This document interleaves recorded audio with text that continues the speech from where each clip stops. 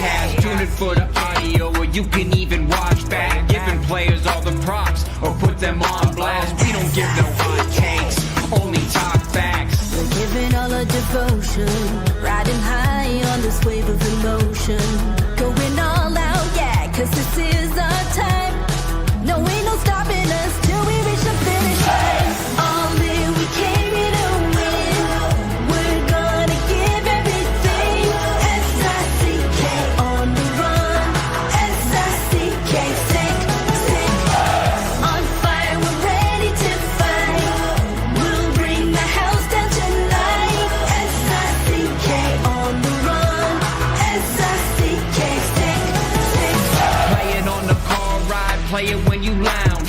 X and O, you know that we can hold it down. Shout out to my man Sammy, got it off the ground. And to all the listeners tuned in right now, got debates, analysis, and speculation. This is sports talk for the new generation. You know where to find us, got a reputation. Sick podcast, your #1 sports destination. Giving all our devotion, riding high on this wave of emotion. Going all out, yeah, 'cause this is our time. No, ain't no stopping us till we reach the finish line. All in, we came here to win. We're gonna give everything. S-I-C-K on the run.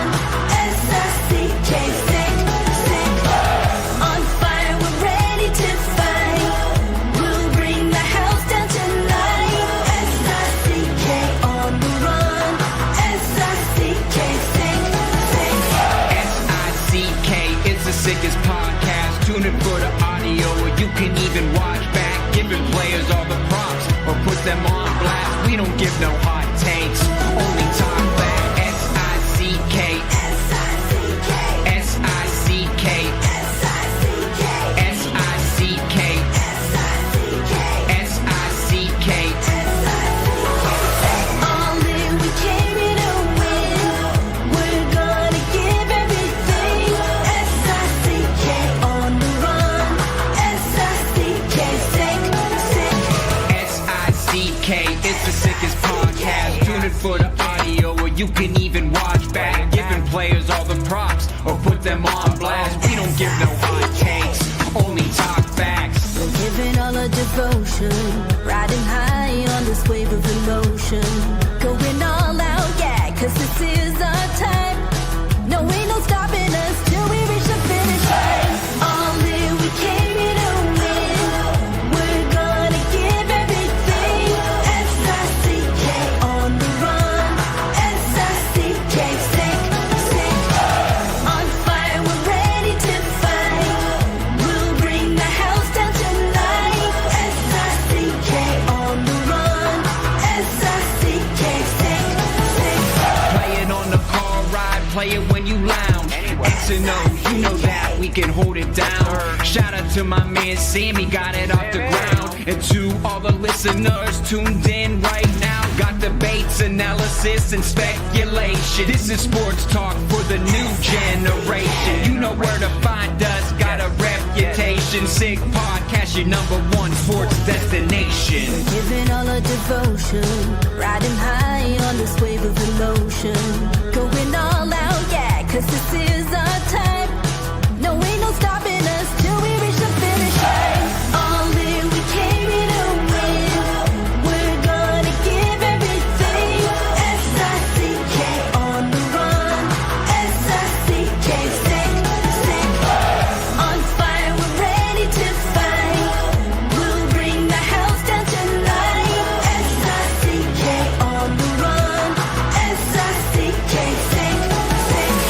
S-I-C-K is the sickest podcast. Tune in for the audio, or you can even watch back. Giving players all the props, or put them on blast. We don't give no hot takes, only talk back. S-I-C-K, S-I-C-K, S-I-C-K, S-I-C-K, S-I-C-K. Turn up your volume. Because you're about to listen to The Sick Podcast. With Tony Marinaro. 55 seconds left in the penalty, a minute and 27 seconds left in regulation time.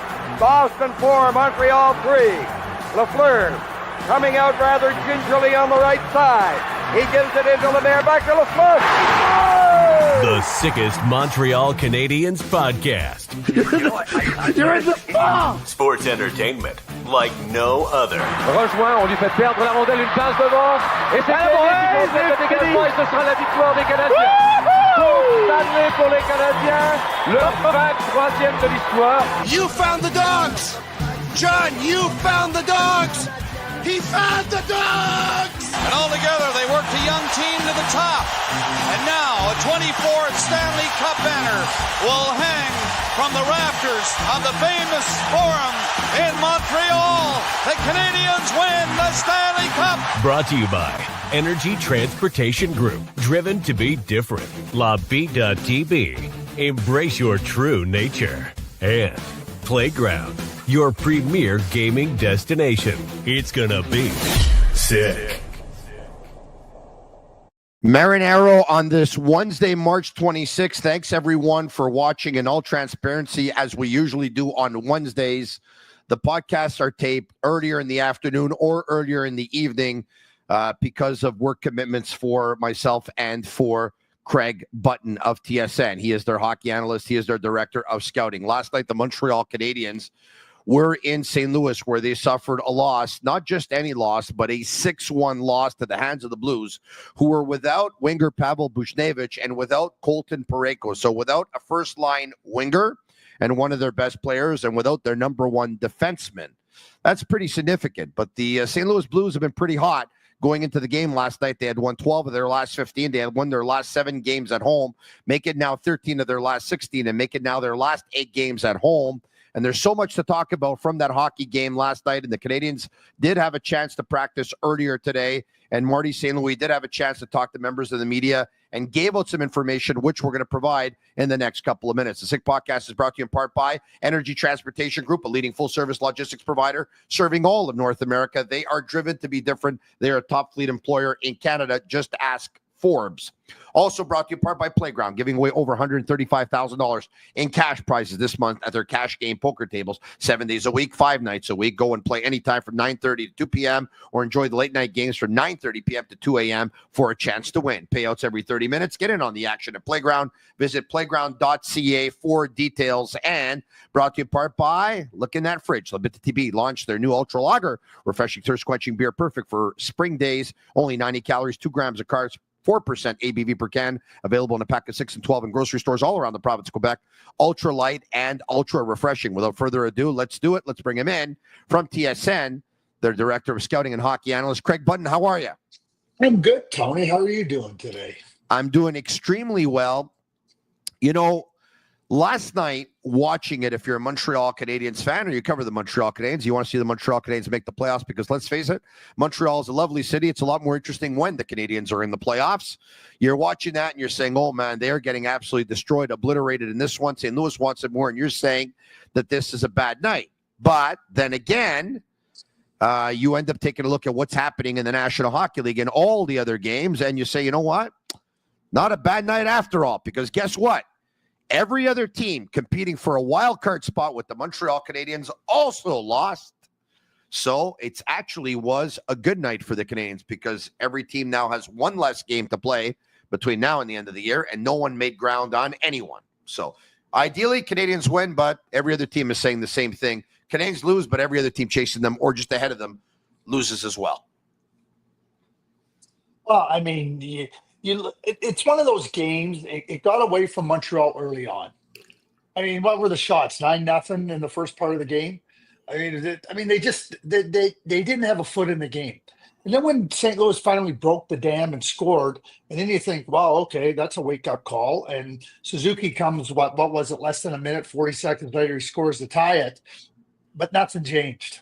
Nothing changed. They had a glimmer of joy in their game last night.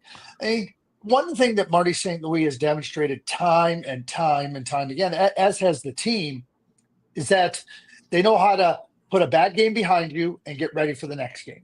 And I think that's something you got to be able to really stay zeroed in on at this point in the season.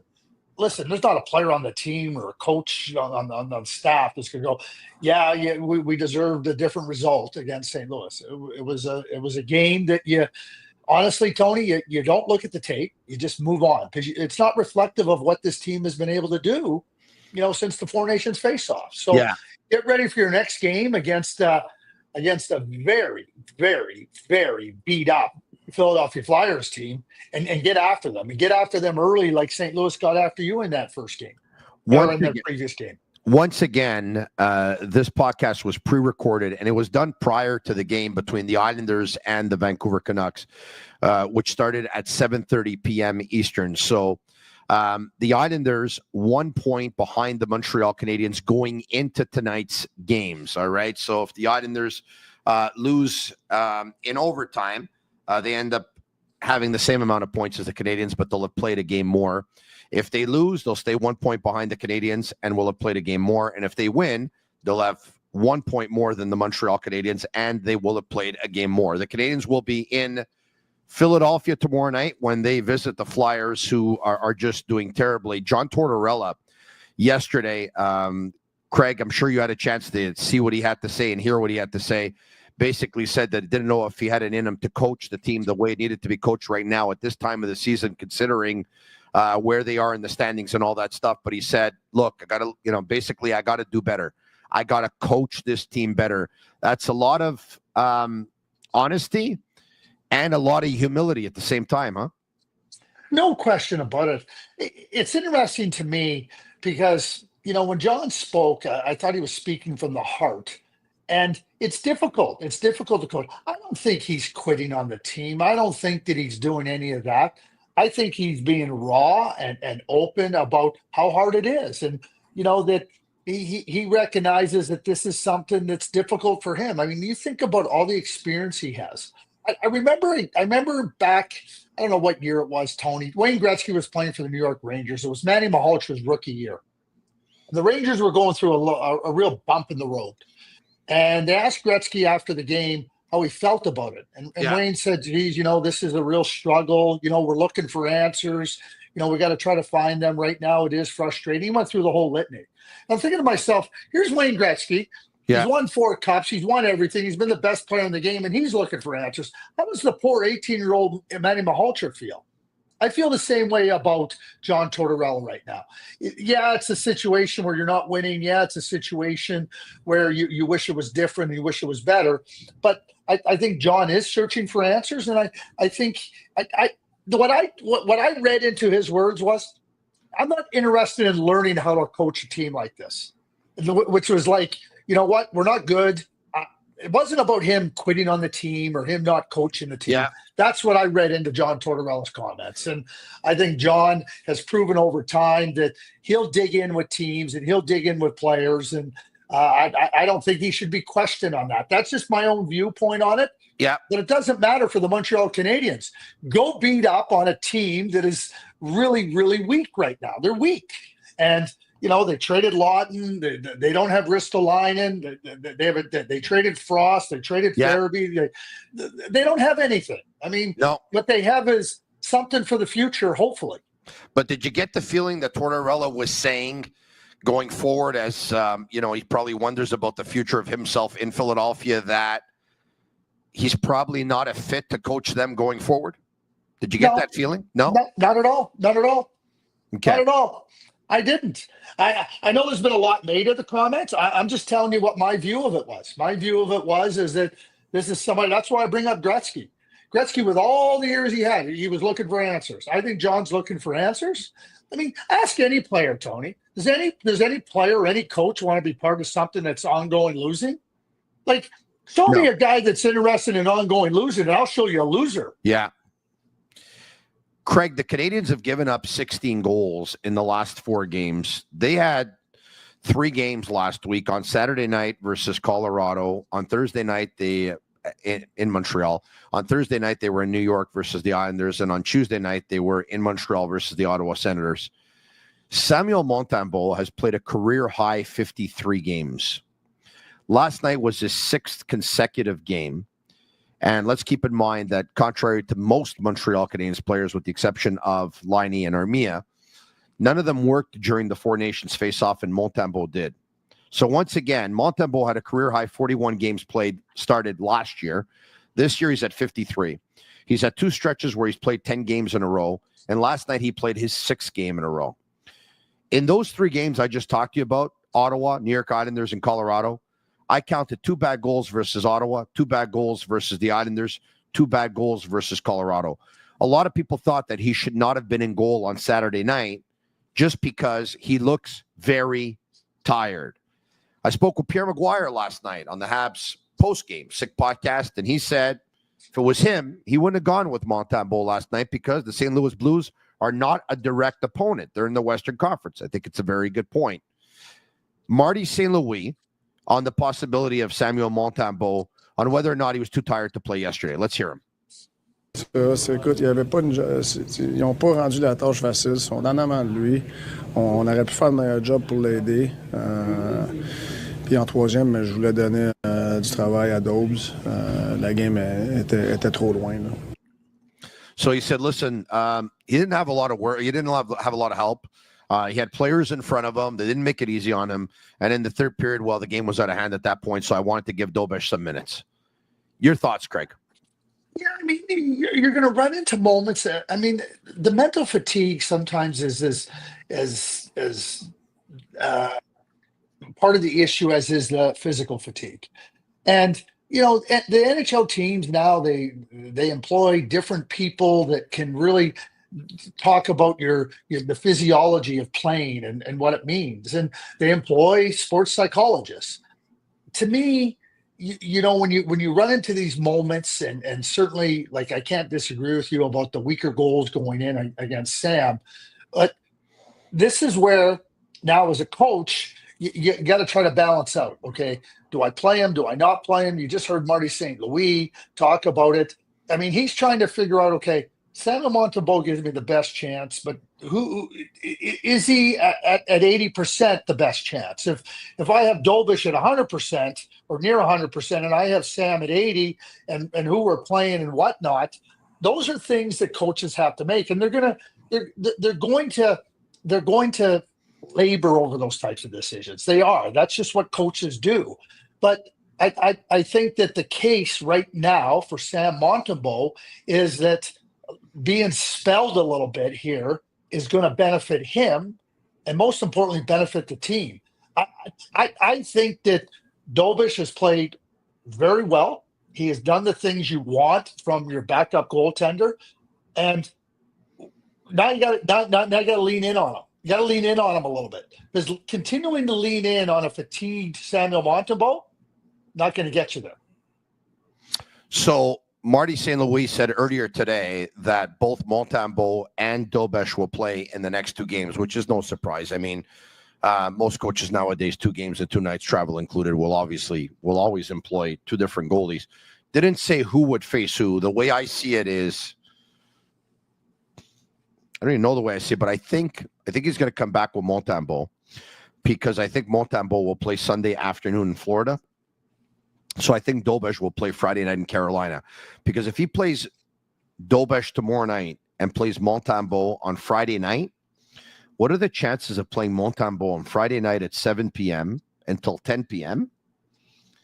and then playing him again on Sunday at 1 p.m., 2 games in 36 hours? I don't think so. Well, that's what you're balancing out, Tony. That's exactly what you're trying to balance out with the physiology, and that's where Marty will talk to the group that's trying to get the players in as best physiological shape as possible. And certainly, you know, there's not going to be a lot of time off. Like they're in St. Louis on Tuesday night. They're traveling to Philadelphia and they're playing Thursday. The reason I would play Montembeault against Philadelphia is because Philadelphia is a terrible team, and Montreal needs the 2 points. So I'm playing my number 1 goalie in that game. I'm not taking chances on my backup goalie there. I need 2 points in Philadelphia. I need 2 points against a team that's terrible. I don't need time for my and you know that's what I would say to Sam Montembeault. Sam, we need this game. We need you to be at your best. You get in there, and we tell our team we got to be better because those are 2 points you can't let slip by. This is obviously not something they're going to do, but hear me out on this one. When Dobish came up, he got off to a start of 5-0-1. His save percentage was 960 something. His goals against average was like, I don't know, incredibly low. Now his record is 6-3-2. His save percentage is 905. His goals against average is 275. With the exception of the loss in Calgary, he struggled mightily in the last month or so. It seems like teams figured him out, and they're going for his blocker.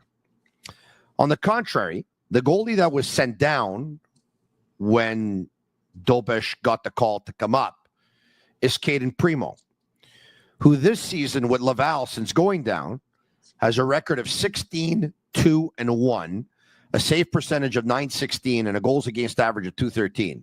It's not going to happen in the next 2 games, but if the next game is not a good one for Dobish, and clearly St. Louis' confidence in Dobish has dwindled a little bit, would it make sense to bring Primo back up and send Dobish back down and so that he can get his confidence back up? I don't think Marty or the coaching staff or the team have confidence in Kaiden Guhle. I don't care what he's done in the American Hockey League. So I'm not putting him in that spot. The only way I'd call up Kaiden Guhle, tell you what, under circumstances, I would call up Kaiden Guhle. Sam, you're playing Thursday night in Philadelphia. We're calling up Kaiden Guhle, and you're flying down to Florida. And Kaiden, you're the backup goaltender in Carolina on Friday night. That's the only. And then after the game on Saturday, Kaiden, you're going back to Laval. That's how I would do it. Yeah. Mind you, there's another way. I'm going to try to maximize Sam Montembeault's rest. I don't want him dressing. I don't want him dressing for another game after travel. I want you resting. I hear you. Mind you, there's another way you can do it. You can play Kaiden Guhle versus his dad's former team in Philadelphia. No. But like there's no confidence in Kaiden Guhle. I got it. Tony, not happening. You need 2 points against the Philadelphia Flyers. I hear you. I don't care if it's against his dad's former team. That's a terrible team. You cannot take the risk of not getting 2 points. I don't disagree with you. Hey, we're just talking here. Perfect. Okay. I know, yeah, but I love the cap, I don't want anybody to get silly ideas about starting Kaiden Guhle because his dad at one time played. His dad also played for Carolina. Why don't we play him in Carolina too? That's a good one. I like it. Okay, Marty St. Louis on the game last night and wasn't willing to call it a failure. Listen to this. Yeah, at this time of the year, I feel like it's. I heard this saying the other day. It's not failure tonight. To me, it's fertilizer. That's what it needs to be. Can you elaborate on that one? I don't know who you heard that saying from, but what do you think he's trying to say? I like the fact that Marty finds a positive there. Like what he means by fertilizer, right? Fertilizer, like what do we use for fertilizer a lot of times, right? We use cow manure, right? So it's not a disaster. We didn't play very good. We were terrible, right? So now we're going to use that to make sure that we get better going forward. That's what it is. I mean, so who would think that cow manure could be such a good fertilizer to grow and to feed because you use it for crops and you use it for food to get it to grow. And I think that's exactly what Martin. I like it. I've never heard that saying either, but I like it. I'm going to use it as well. Pierre McGuire talked about a team that got physically manhandled the Canadiens yesterday. The checks were even, the hits were even on the stat line at 24 apiece, if I'm not mistaken. But Bolduc, Walker, Holloway with a huge hit on Carrier. They took the Canadiens to town last night. And I got to tell you something. I told Pierre McGuire, upsets happen every year. I wouldn't want to play the St. Louis Blues in the playoffs. I'm with you right now. And, you think about, the fact of the matter is this Colton Parayko's out.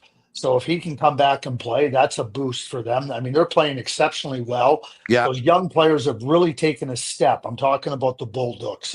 They have really taken it. Broberg's been outstanding there. You got Kyrou and you got Robert Thomas, who missed some time earlier this year.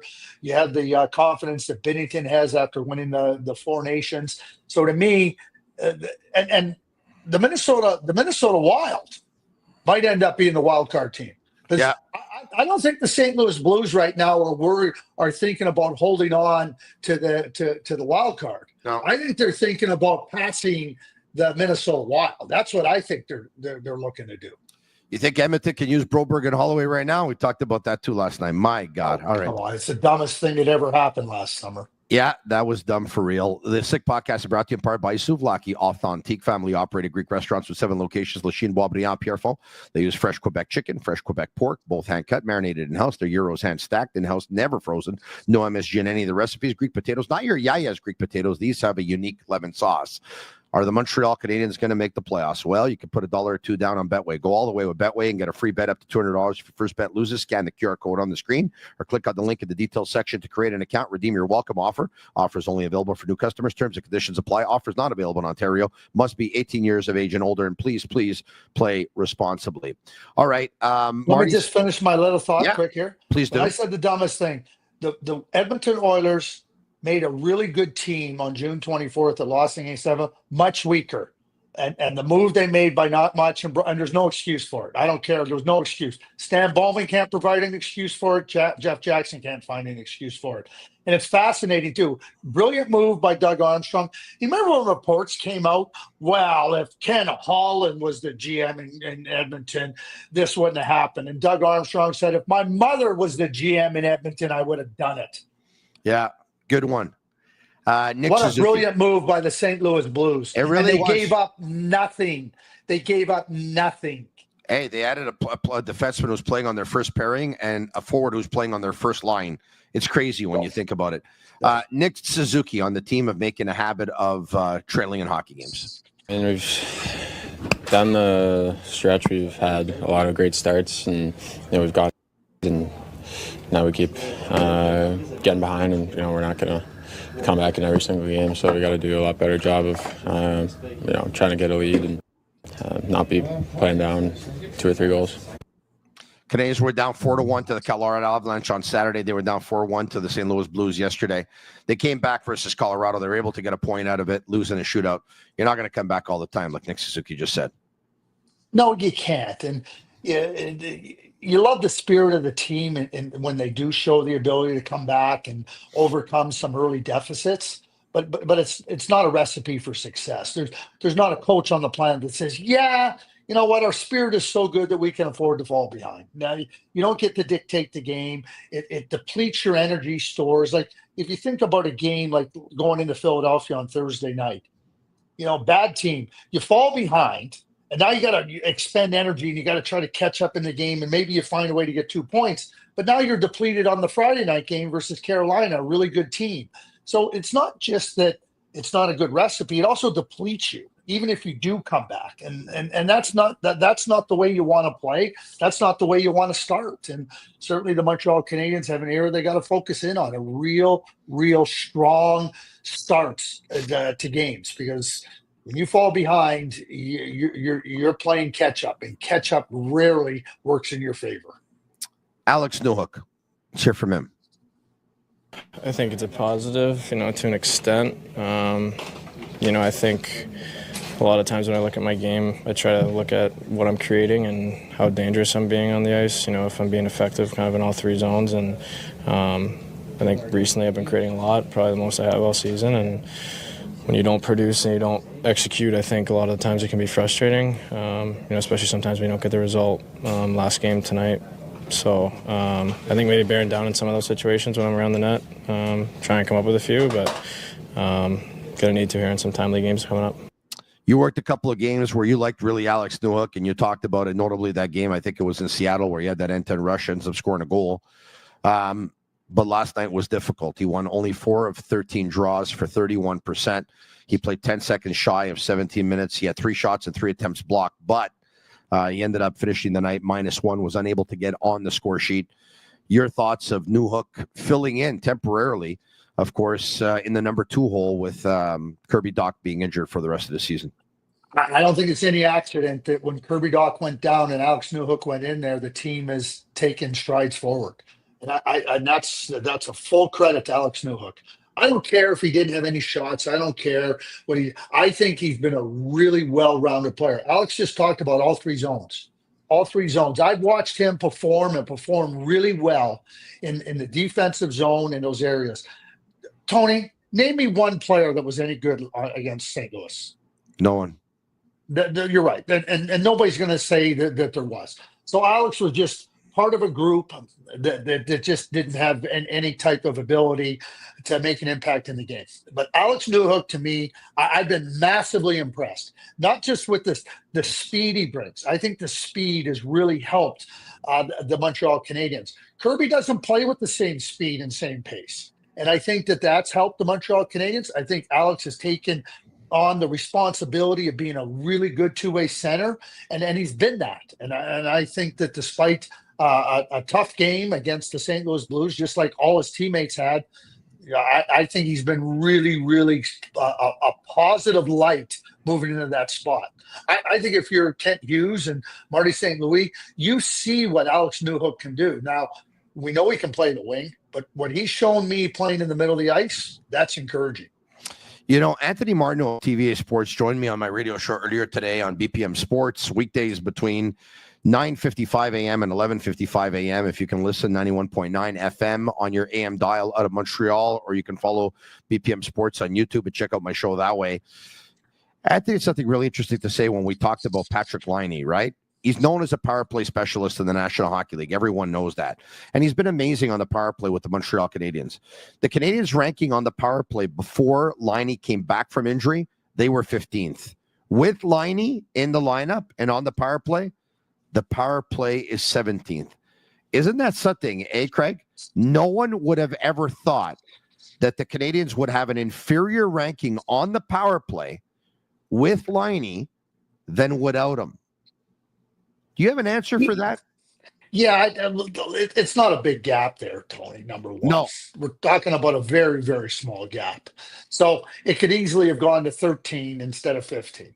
So watching the power play, I think things have opened up. I mean, Alex Newhook talked about getting looks and the puck not going in. I think there's going to be times where you're doing things right and you're not being able to get the results.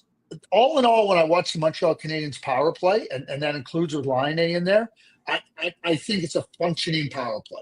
You got to keep in mind that teams are going to take things away. Now, what I would say is you can't just look at the power play as an entity and pin it on Patrick Laine. What's the power play with Patrick Laine on the ice? What's the power play without him on the ice?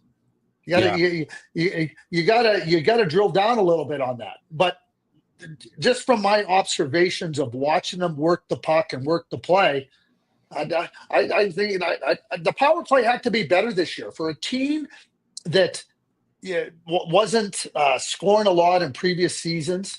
You got to use the power play as something to take advantage of. I think Montreal, in a big way, have done exactly that on their power play this year, and Laine's been a big part of that.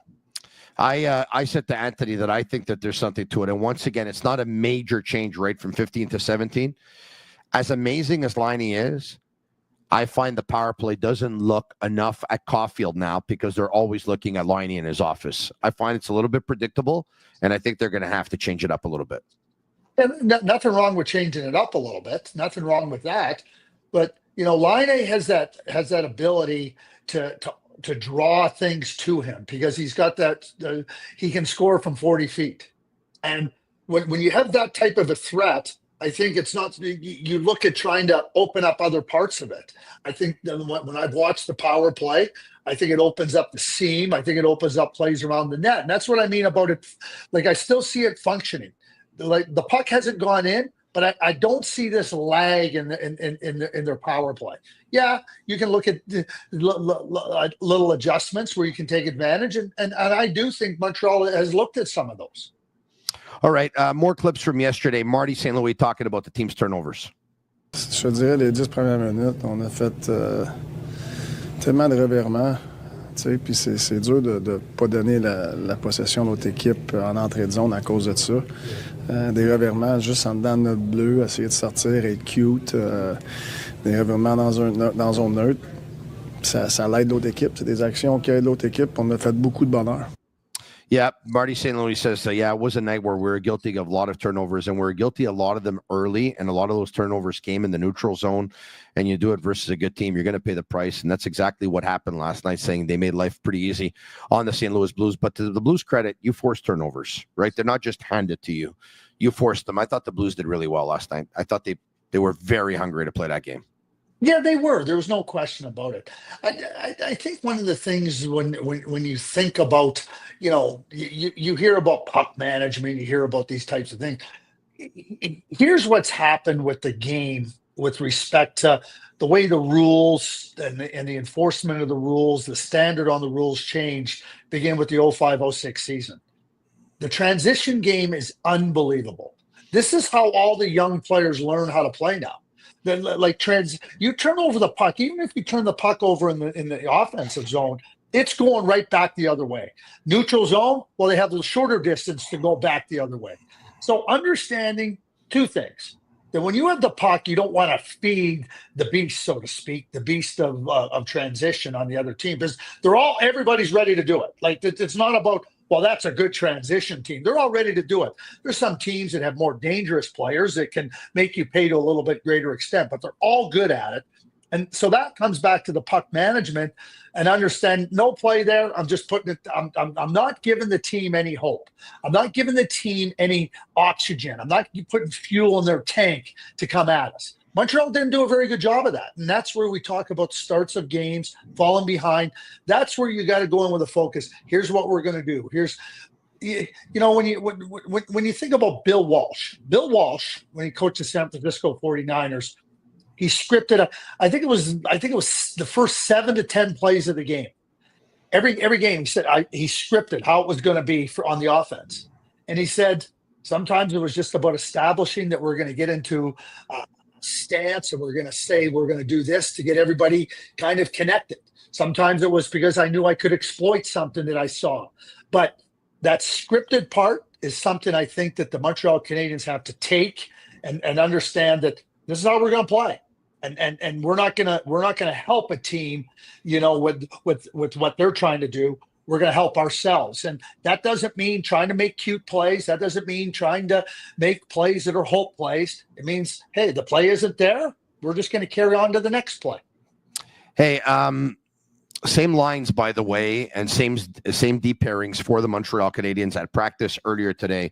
But Craig, just a couple of more topics before we end what will be an abbreviated version of the Sick Podcast today. And once again, for those who missed it at the beginning, this podcast was pre-recorded prior to the Islander versus the Canucks game earlier tonight. So, that game is over by now. And so going into tonight's Islanders game, the Canadiens had 1 point up on the New York Islanders, and all depending on what happened in the Islanders game, obviously that may or may not have changed, but this was pre-recorded for work purposes. I want to talk to you about Mike Matheson. It was a very difficult night at the office for Mike Matheson and Alex Carrier yesterday. They were -4 apiece. It was really, really tough. Mike Matheson has been getting a heck of a lot of minutes since his return from the Four Nations face-off. I believe I saw somewhere that he's averaging 26.21 minutes per game in the 14 games after the Four Nations break. He's on the ice for 15 even strength goals against, on the ice for 7 penalty kill goals against. He's on the ice for 14 even strength goals scored, on the ice for 1 power play goal scored. There's a lot of talk right now about Kaiden Guhle and his possible return to the lineup. When that will be, we don't know. Marty St. Louis said he's unable to confirm when Kaiden Guhle is going to come back, but he is with the team on this trip. If they haven't gone 7 defensemen up until now, what are the chances of them doing it? Yeah, I think that's a really good question, Tony, because if you're going to try to ease the burden on Matheson, on Carrier, and you have Kaiden Guhle, who might not be able to come back and play the number of minutes that he has, it might make a whole lot of sense, because I think when you start to wear down on the blue line, it becomes a lot more critical and a lot more problematic than if you're wearing down up front. Like we've seen, and again, like Michael Pezzetta gets into the lineup, at different times, and I think Montreal has shown, even when they dress 12 forwards, that they can be comfortable playing with 11. And I think that at this point in time, looking at a configuration of dressing 11 forwards and 7 defensemen, if Kaiden is physically able and coming ready to come back, when I say physically, I'm talking about, no risk of any further, setback, then get him up to speed, take a little bit of the pressure off of Mike Matheson. And I think that could end up being a real positive thing, because when you start to sag on your blue line, you're going to have bigger problems. And it feels to me like that might be happening a little bit right now. When you talk about the goals against in the last 4 games, like there's some evidence of that exact thing happening. We know Kaiden Guhle, if he can get back in the lineup and he can play, we know it's going to help the Montreal Canadiens. So I would not be averse whatsoever right now to go 7-11. I'll end with this. When I saw Jacob Chikrin signed an 8-year deal at $9 million a year, I said, if I'm Lane Hutson's agent right now, I'm, I'm doing the one-man wave, or I'm doing the moonwalk, or whatever you want to do. I'm doing cartwheels. Jacob Chikrin's a good defenseman. There's no doubt. What Lane Hutson is doing his rookie season is unbelievable. There's the Canadiens fan base is split up in different categories right now. You have one category that says, hey, he's great, but he's had 1 year in the National Hockey League. He can't ask the moon. Or he can't get the moon, because he can ask whatever he wants, I guess. You have another category who says he's great, but the Canadiens have a general manager that ends up walking away with great deals. $7.6 million over 8 years for Slavkovsky, $7.85 million per season for 8 years for Caulfield, $5.5 million per season for 6 years for Kaiden Guhle. And then there's another category of people that say, this kid's the real deal. His agent doesn't have to sell on potential. His agent is going to sell on just the season that he had and all the facts and present them, because he's put together just a great case for his client, who it seems just keeps on entering the Montreal Canadiens record books or NHL record books, and probably going to win the Rookie of the Year. And he's probably going to be able to get a high number. Where do you stand? How do you think it's all going to shape? How do you think it's all going to play itself out?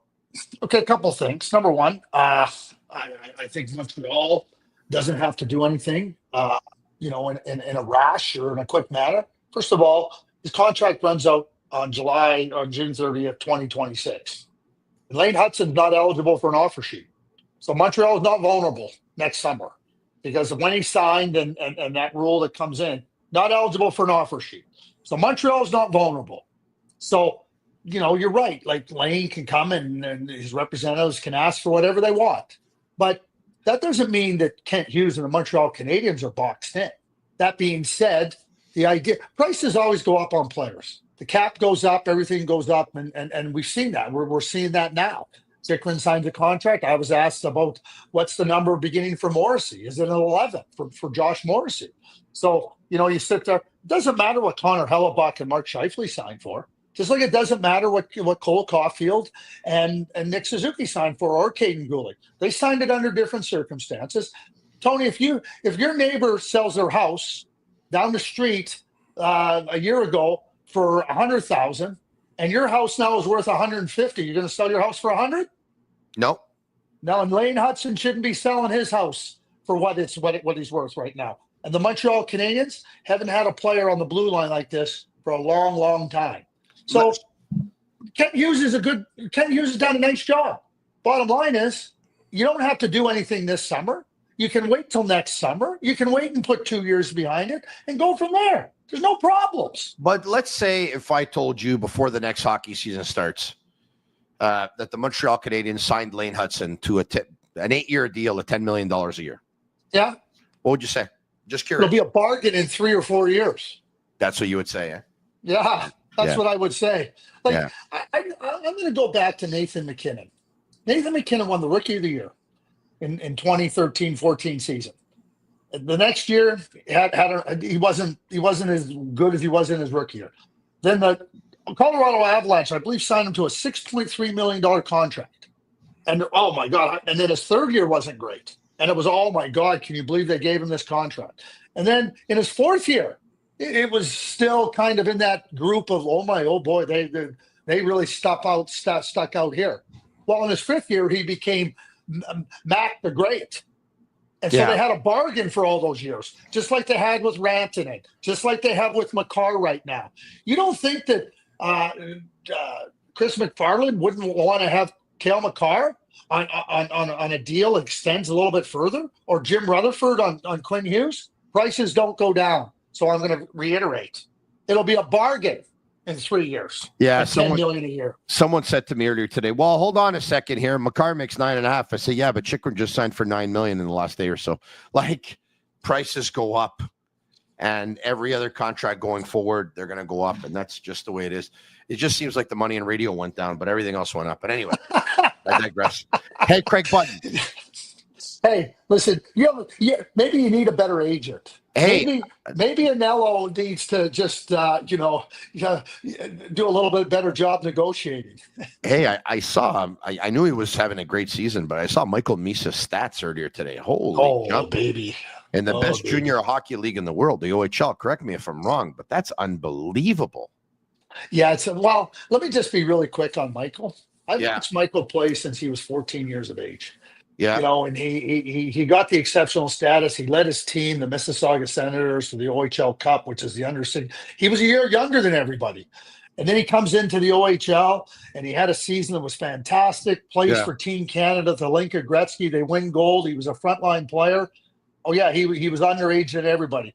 Then he helped Saginaw win the Memorial Cup. He's an underage player there. I mean, to me now, he has this year 62 goals, 134 points. It's unfathomable not unfathomable. Really, the question, and I asked myself this question, why I should be questioned on why I even question Michael Misa, because I have a long runway of watching Michael Misa play, like 4 seasons. And let me just tell you, all Michael's done has been brilliant. Craig Button should be questioned on why he questioned Michael Misa, because no longer. A nice humility on your part to finish off the show. I'm not surprised by that. Thank you so much, Craig. We'll talk to you soon.